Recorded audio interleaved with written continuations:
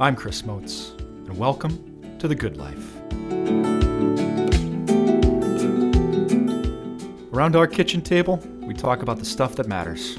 So pull up a chair as we visit with real people and talk about love and loss, sacrifice and salvation. At this kitchen table, we don't have all the answers, but we do believe that life is good. And we want you to hear the stories of everyday heroes living the good life. For this episode, we're going to visit with Deacon Thane Barnier.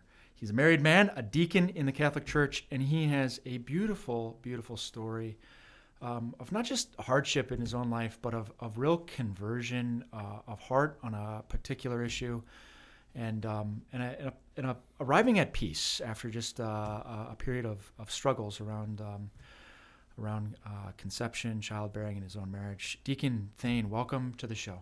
Thank you. It's a pleasure to be here. Really, really happy to have you. And as I was just mentioning before we came on the air, we're now in episode 6 of The Good Life.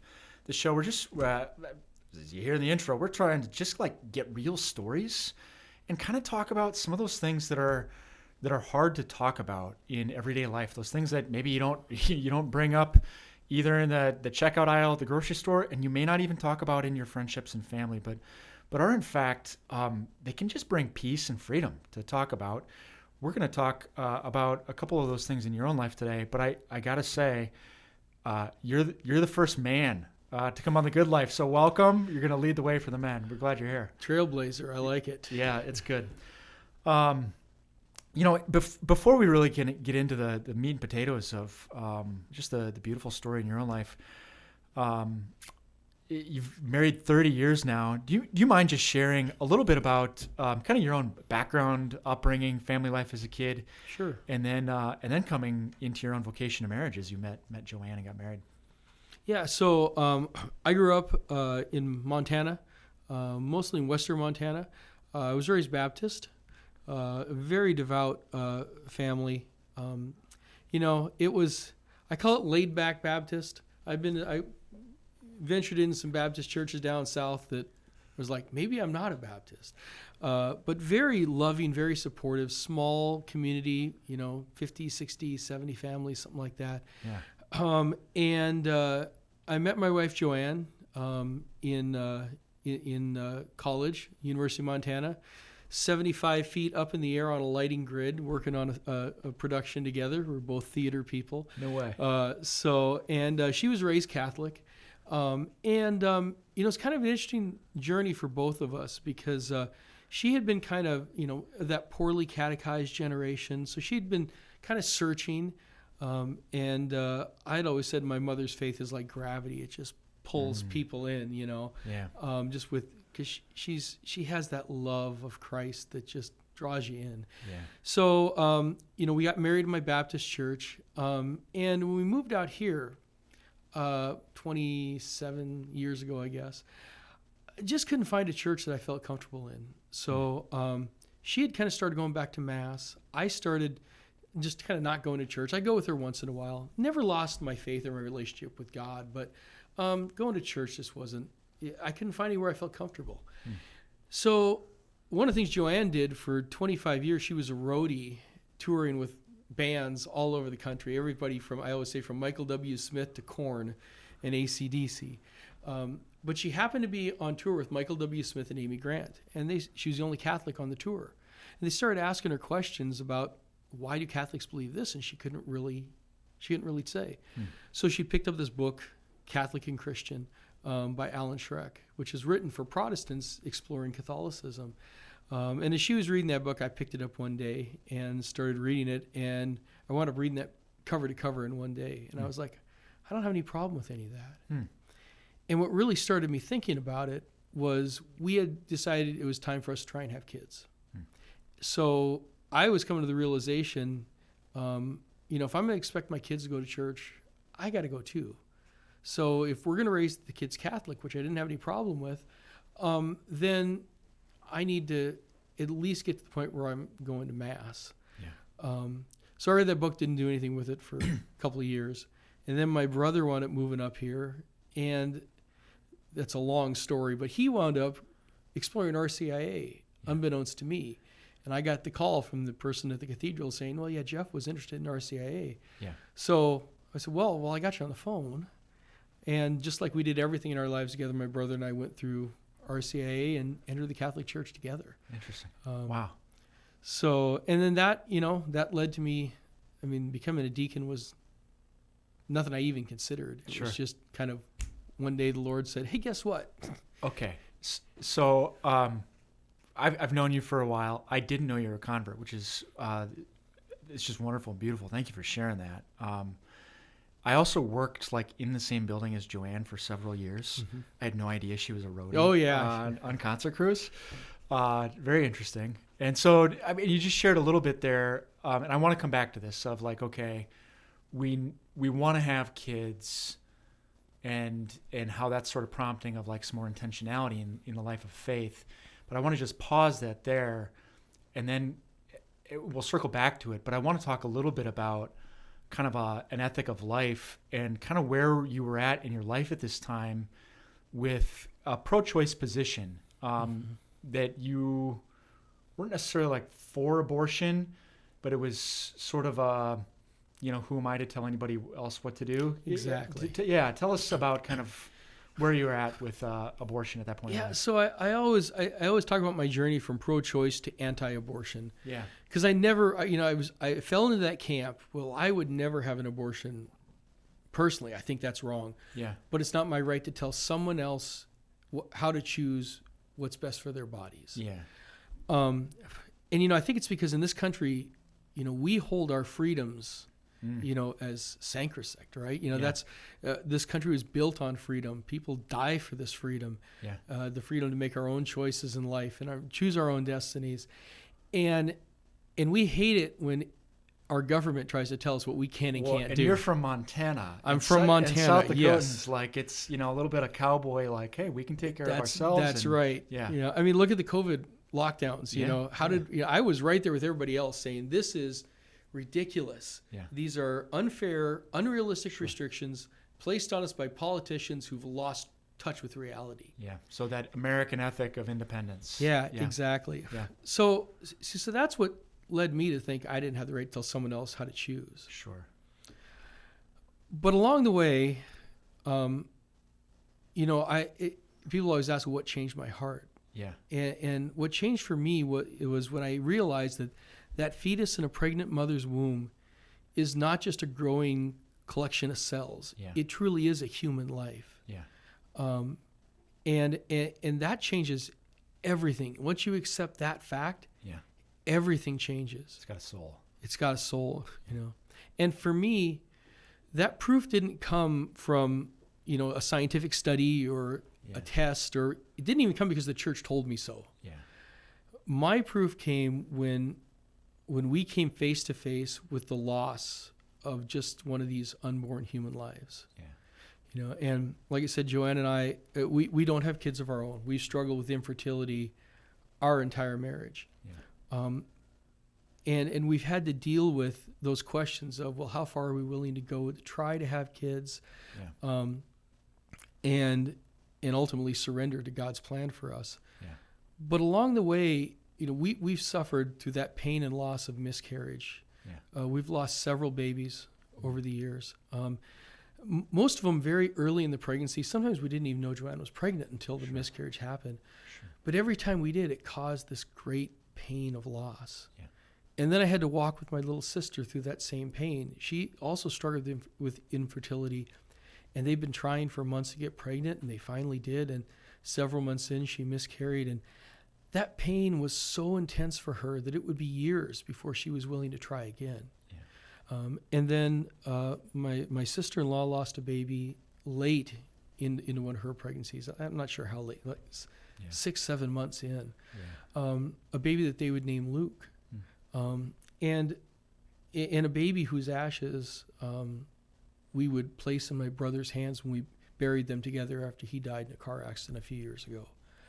And that very real pain of loss made me just reconsider this kind of laissez-faire attitude that I had. Yeah. And it made me ask the question, what is it that makes a human life a human life? Yeah. Because, in this country, if a woman is murdered, Yeah. The murderer can be charged with the murder of the woman and the unborn child. Yeah. But if a baby is killed by abortion, then that murder is just, its death is just a medical procedure. Yeah. So what makes society consider these two deaths so differently, right? Yeah. It can't be intent, because in the case of the murder, the child's death was unintentional. Yeah. But in the case of the abortion, that child's death is the intended consequence of that. Yeah. And the problem with that kind of looking at things that way, the only answer then really comes down to, is the child wanted or unwanted? Yeah. If the child's wanted, then it was murder. Yeah. If it's unwanted, then it's just the removal of an inconvenient group of cells, a medical procedure. Yeah. I mean, speaking of unwanted children, just here in Sioux Falls this week, there was a funeral. I don't know if you saw this in the news, of this little baby that was abandoned and found at a recycling center. I don't know that they've tracked its family yet, but its family wasn't known. But a local funeral home sort of it hosted a funeral service for it that was filled to overflowing capacity. Yeah. And a couple of ministers were there. A Catholic priest was there. They had a service. There was a police honor guard that carried the casket. And the quote they shared that was that it's the smallest caskets that are the heaviest to carry. Yeah. And a friend who was there shared just the irony of like this beautiful community outpouring of support and love for this little unwanted child. But we don't necessarily have that same attention to a child in the womb. Right. Right. So do you remember with your own experience of kind of coming, it was the pain of miscarriage that's kind of helped change your heart? Oh, absolutely. Was it a particular moment in time that you remember, or was it just sort of over the course of? I really can't remember exactly when. Sure. In that journey it happened, but along the way, and I think it really was. It was realizing, okay, we're struggling with the loss of this child who we never even had time to get excited, because it was so early, yet it still hurt. Mm. And losing a collection of cells doesn't cause that kind of pain. I mean, I didn't go into a depression when I had my gallbladder removed. Yeah. But every time that happened, it caused us pain. Yeah. And it made me think about what makes a human life truly a human life. Yeah. And the reality is we can try to differentiate this and say, well, if you look at, is it wanted or unwanted? The fact is, a truth is a truth, right? Yeah. It either is or it isn't. It doesn't change based on the point of view. Yeah. So the reality of human life can't be based on how other people value that human life. Yeah. And once I came to understand that every pregnancy was a human life, whether it was convenient or not, or wanted or not, I couldn't escape the logical next step. The truth it's an inconvenient truth, but it's still true. Yeah. That abortion is the murder of a helpless human being. It's not a matter of freedom to choose, because no one gets to choose murder. I mean, it's against the law of the United States. It's against the law of God. Yeah. And it's just, it's not about our choice. It's every unborn child is a human life that needs to be defended and protected, because they can't protect themselves. I want to ask you, if I may, this is very personal, and before we went on air, you just expressed your openness to be a little vulnerable, but I'm wondering, in that, the pain, the experience of losing, you and Joanne wanted children, losing children to miscarriage, how did you process that pain? How did you deal with it? How did you come to peace, if you did? Honestly, we processed it the way I'm learning most people process it. Yeah. We just closed it off and didn't talk about it. Mm.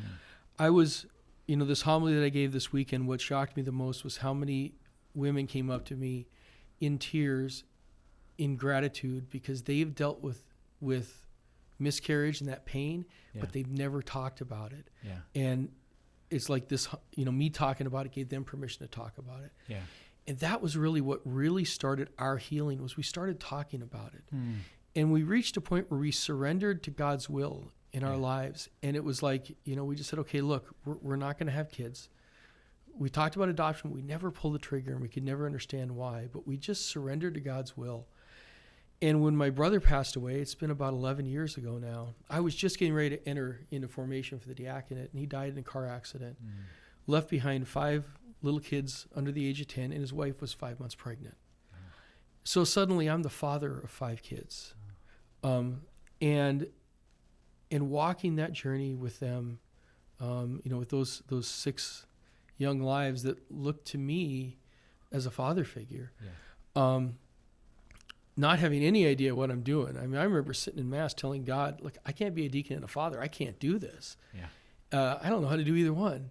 And I remember him telling me, you can't, but I will.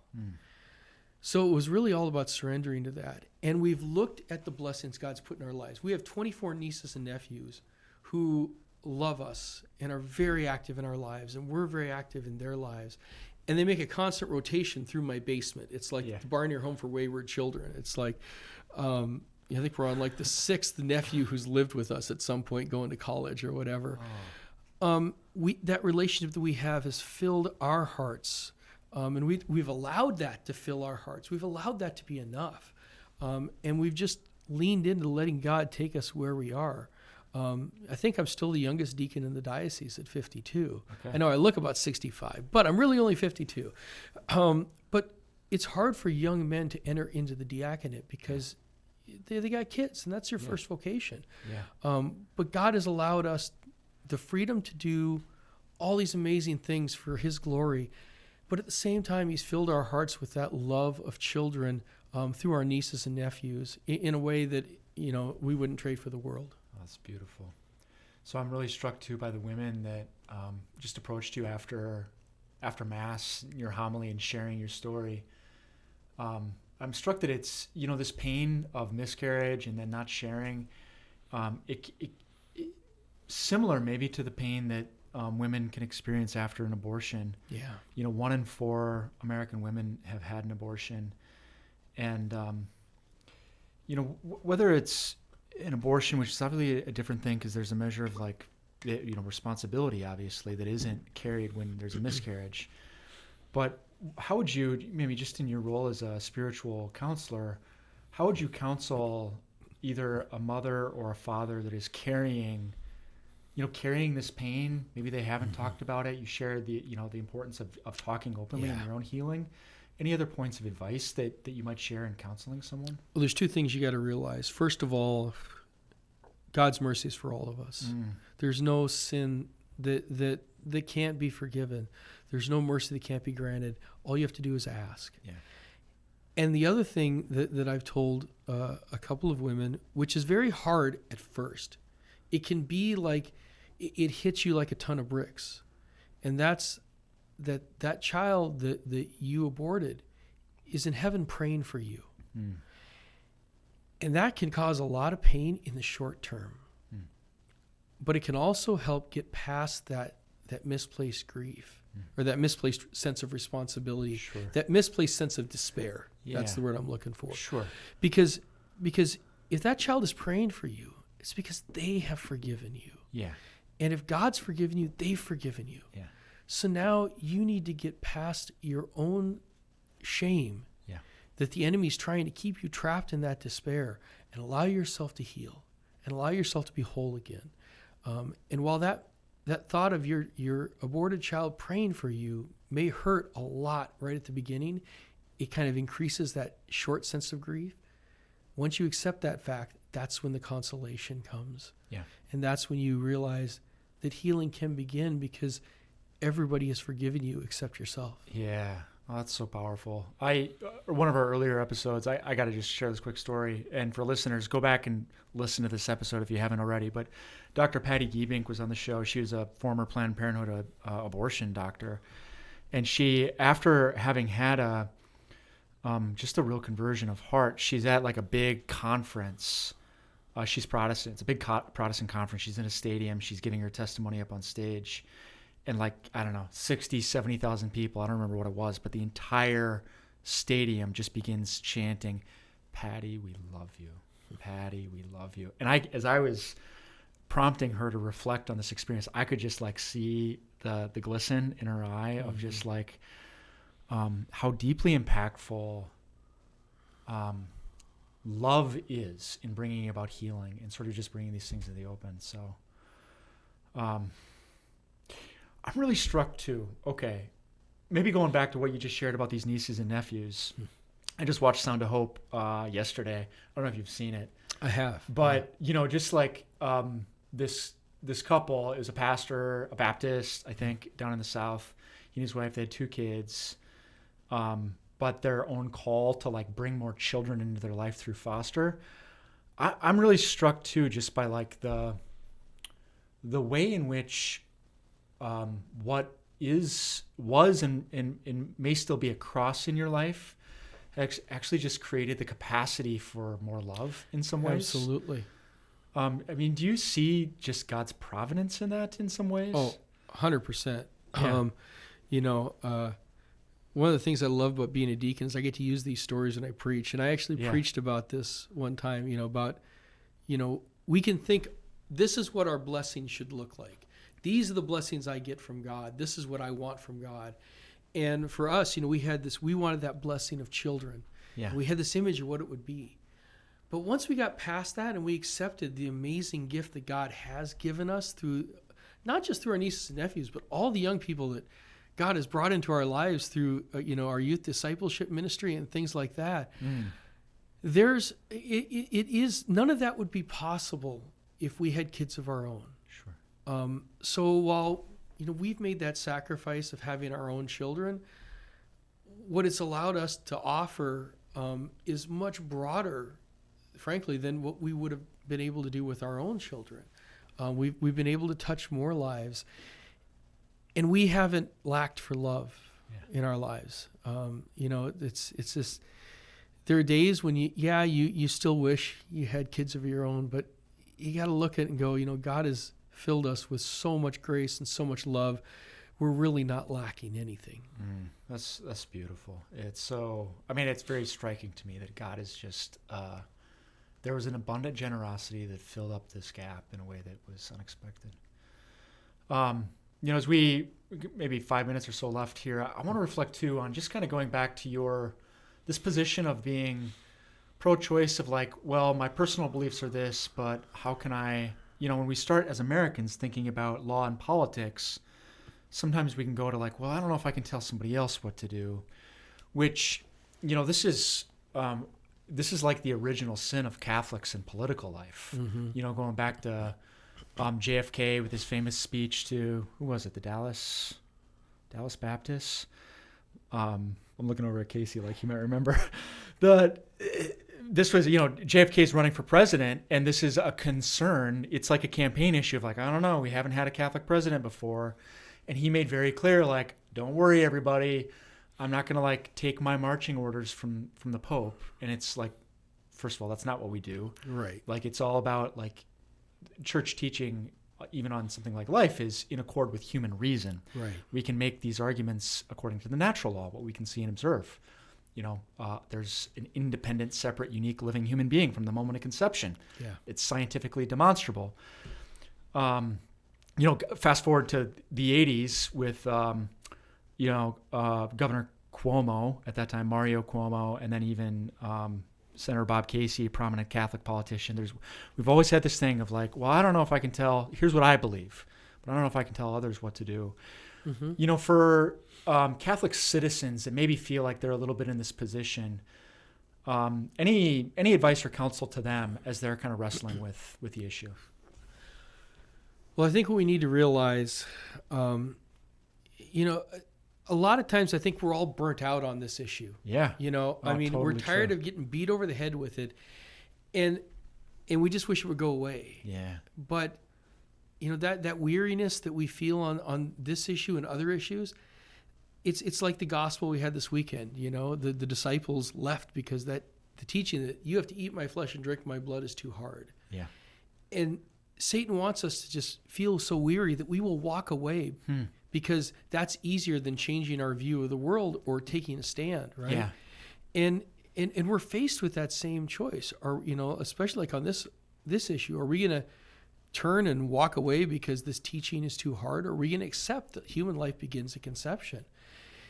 And for me, I was the kind of bullying tactics that so often get used with this issue on both sides of the issue Yeah. really are what caused that weariness. Sure. And that's why ultimately I decided to share the story, even though I frankly didn't really want to. God just had other plans for me. Yeah. Because I realized this is a real story that isn't based on any kind of heavy-handed tactics. It's literally just, this is what I have experienced. The loss of a child, that pain, a human life, flesh of my flesh, Yeah. bone of my bone. And not just because I wanted it, but because, as Jesus said, it's the Spirit that gives life. Yeah. That's what changed my heart. And I think we have to put aside the death grip we hold on our beliefs, Yeah. on our political views. Yeah.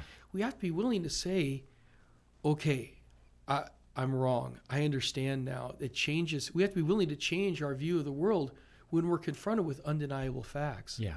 And I was, and that's why I can't sit on the fence and have that. Well, Yeah. It's not my right to tell someone to choose, but I don't believe this.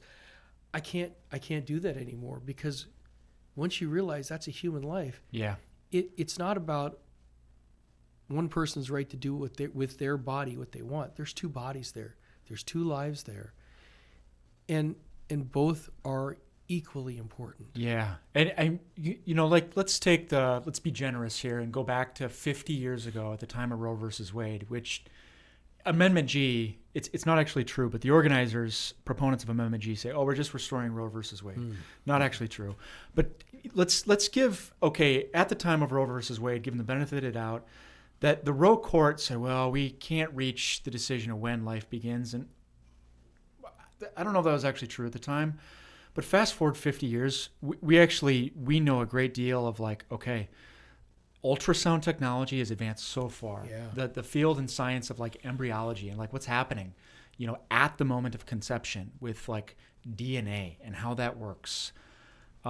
We actually can't say that anymore. Right. When life begins. So,